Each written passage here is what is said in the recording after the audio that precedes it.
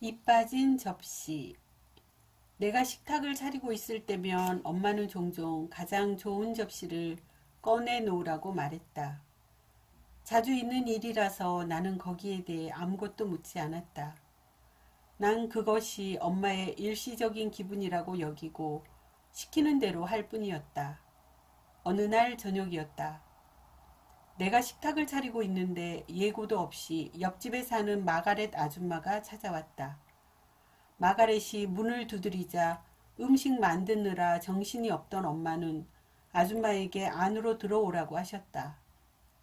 주방으로 들어온 마가렛 아줌마는 식탁에 놓인 아름다운 접시 세트가 눈에 띄자 이렇게 말했다.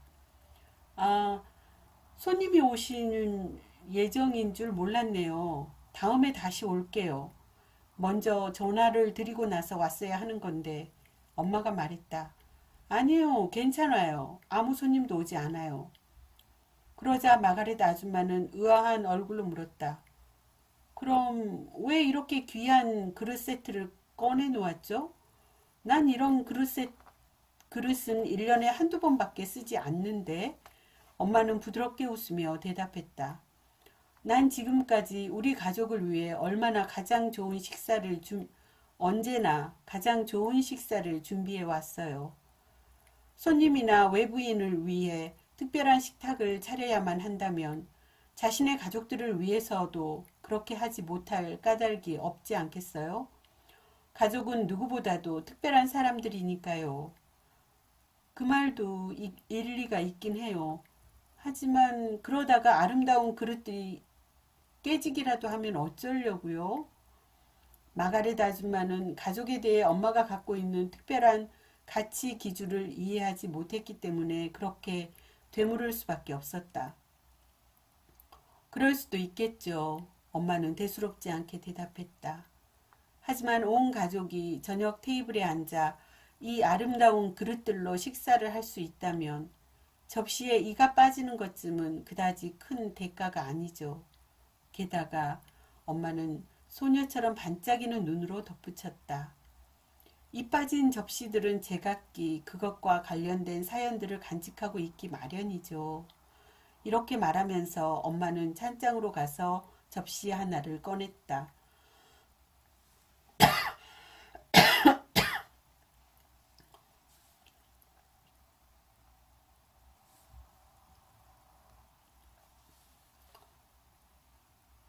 그렇게 말하면서 엄마는 찬장으로 가서 접시 하나를 꺼냈다.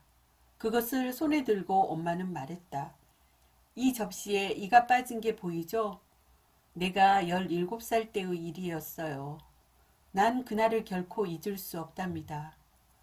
마치 다른 시대를 기억하는 듯 엄마의 목소리는 한결 부드러워졌다. 어느 가을날 오빠들은 그해의 마지막 건초를 저지하느라 일꾼이 필요했지요. 그래서 젊고 튼튼하고 잘생긴 청년이 우리 집에 고용됐답니다. 엄마가 나더러 닭장에서 금방 난 달걀들을 꺼내오게 했어요. 내가 그 청년을 본 건 그때가 처음이었어요. 난 걸음을 멈추고 서서 그가 크고 무거운 건초더미를 어깨에 들어 올렸다가 능숙하게 헛간의 널대 위로 집어 던지는 걸 바라봤어요. 정말이지 매력적인 남자였어요. 가는 허리에다 팔뚝은 강인해 보였고 머릿결은 빛이 났답니다. 그는 내가 바라보는 걸 눈치챘는지 어깨에 건초더미를 들어 올린 채로 얼굴을 돌려 나를 바라보더니 미소를 지었어요. 믿어지지 않을 정도로 미남이었어요. 엄마는 손가락으로 접시 가장자리를 어루만지며 말을 이었다. 오빠들도 그 청년이 마음에 들었던 모양인지 저녁 식사에 그를 초대했답니다. 큰오빠가 그 사람들어 내 옆자리에 앉으라고 말했을 때 난 거의 숨조차 쉴 수 없었지요. 그를 쳐다보고 있다가 들킨 뒤였으니 내가 얼마나 당황했겠어요. 그런데 이제 그 사람 바로 옆에 앉아있게 된 거예요. 그가 곁에 있는 것만으로도 난 정신을 차릴 수가 없어서 입을 꼭 다물고 식탁만 내려다 봤지요. 문득 어린 딸과 이웃집 여자 앞이라는 사실을 깨달은 듯 엄마는 얼굴을 붉히며 서둘러 이야기의 결론으로 달려갔다. 어쨌거나 그 사람이 나한테 음식을 덜어달라며 접시를 내밀었는데 난 너무 긴장되고 떨리고 손바닥에는 땀까지 나서 그만 접시를 떨어뜨리고 말았답니다. 접시는 찜 냄비에 부딪히면서 그만 한쪽에 이가 빠져버렸지요. 엄마의 이야기에 무감동한 채로 마가렛 아줌마가 말했다. 나 같으면 잊어버리고 싶은 기억이군요. 엄마가 말했다. 오히려 정반대죠. 1년 뒤에 난 그 멋진 남자와 결혼을 했으니까요. 그리고 지금까지도 이 접시를 볼 때마다 난 그 일을 처음 만난 그날이 생각나요. 엄마는 접시를 다른 접시들 뒤편의 제자리에 도로 집어넣었다. 그러다가 나와 눈이 마주치자 엄마는 얼른 윙크를 하셨다. 방금 한 이야기에 마가렛 아줌마가 아무런 느낌도 받지 못한 걸 알고 엄마는 서둘러 다른 접시를 꺼냈다. 이번 것은 완전히 깨졌다가 접착제로 다시 조각들을 이어붙인 접시였다. 이 접시는 우리의 아들 마크가 막 태어나서 병원에서 집으로 온 날 깨진 거랍니다. 그날은 어찌나 춥고 바람이 세게 불던지.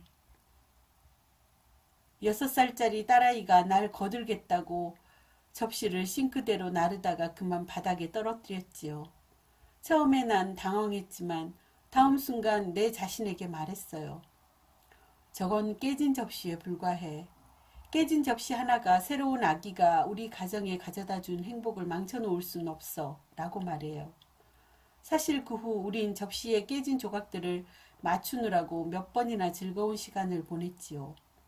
내가 보기에 엄마는 그것 말고도 다른 접시들에 대해서도 많은 얘기를 간직하고 계신 듯 했다. 그 뒤 여러 날이 지나도록 나는 엄마가 아빠를 처음 만난 날 깨셨다는 그 접시에 대한 이야기를 잊을 수가 없었다. 엄마가 그것을 다른 접시들 뒤편에 고이 간직해 왔다는 것만으로도 그것은 특별한 의미를 지닌 것이었다. 그 접시가 자꾸만 내 생각을 사로잡았다. 며칠 뒤 엄마가 야채를 사러 시내로 나가셨을 때였다. 엄마가 외출하시면 나머지 아이들을 돌보는 건 내 몫이었다. 엄마가 탄 차가 도로 아래쪽으로 사라지자마자 나는 다른 때처럼 얼른 부모님의 침실로 달려갔다. 그것은 사실 금지된 일이었다. 나는 의자를 끌어와 그 위에 올라섰다. 그리고 서랍장의 맨 윗서랍을 열었다. 그 다음에는 지금까지 수없이 한 것처럼 서랍을 뒤지기 시작했다.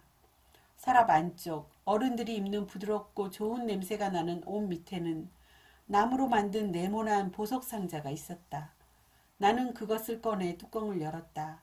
상자 안에는 늘 같은 내용물이 들어있었다. 엄마가 가장 좋아하는 힐다 고모가 엄마에게 물려주신 붉은색 루비 반지, 엄마의 엄마에게 결혼식 날 외할아버지가 선물한 섬세한 진주 귀걸이, 엄마 자신의 특별한 결혼 반지 등이 있었다. 엄마는 아빠 일을 돕기 위해 외출할 때면 종종 그 반지를 끼셨다. 소중한 보석들에 다시금 매혹되어 모든 계집애들이 하듯이 나는 그것을 손가락에도 끼워보고 귀에도 달아보았다. 나도 이 다음에 엄마처럼 아름다운 여인이 되면 이런 우아한 보석들을 가질 것이라고 다짐했다. 어서 빨리 나 자신의 서랍장을 가져서 다른 사람들에게 절대로 그걸 열어보면 안 된다고 말할 수 있는 날이 오기를 나는 바랬다. 그러나 오늘만큼은 그런 생각들에 너무 오래 매달려 있지 않았다. 나는 그 보석함 밑바닥에 깔아놓은 작은 붉은색 융단을 들췄다. 거기에는 보석과 분리된 곳에 접시에서 깨어져 나온 평범한 사금파리 하나가 보관되어 있었다. 전에는 그것이 내게는 아무런 의미도 없는 것이었다. 나는 그것을 상자에서 꺼내 조심스럽게 빛에 비춰보았다. 그리고 본능적으로 부엌 찬장으로 달려가 의자를 받치고 그 접시를 꺼냈다. 내가 상상한 그대로 엄마가 3개밖에 없는 소중한 보석들과 함께 보관하고 있는 그 사금파리 조각은 엄마가 처음 아빠와 눈이 마주친 날 깬 바로 그 접시에서 나온 것이었다. 이제 나는 새로운 사실을 알았고 엄마에 대해 더 많은 존경심을 갖게 되었다. 나는 그 성스러운 접시 조각을 보석 상자에 조심스럽게 도로 갖다 넣었다. 이제 나는 엄마의 그릇 세트가 가족에 대한 많은 사랑의 이야기를 간직하고 있다는 걸 분명히 알았다.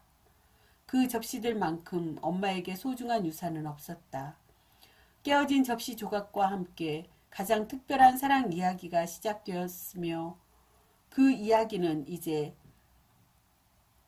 33번째 장에 이르셨다. 부모님이 결혼하신 지 올해로 33년이 된 것이다. 내 여동생들은 엄마에게 나중에 그 골동품 루비 반지를 자기들한테 달라고 부탁했다. 다른 여동생은 외할머니의 진주 귀걸이를 갖겠다고 말했다.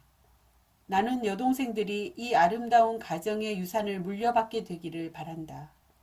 나 자신은 매우 특별한 한 여성이 매우 특별한 사랑의 이야기가 담겨 있는 그 기념품을 갖고 싶다. 그 작은 접시 조각 말이다. 베티 비 영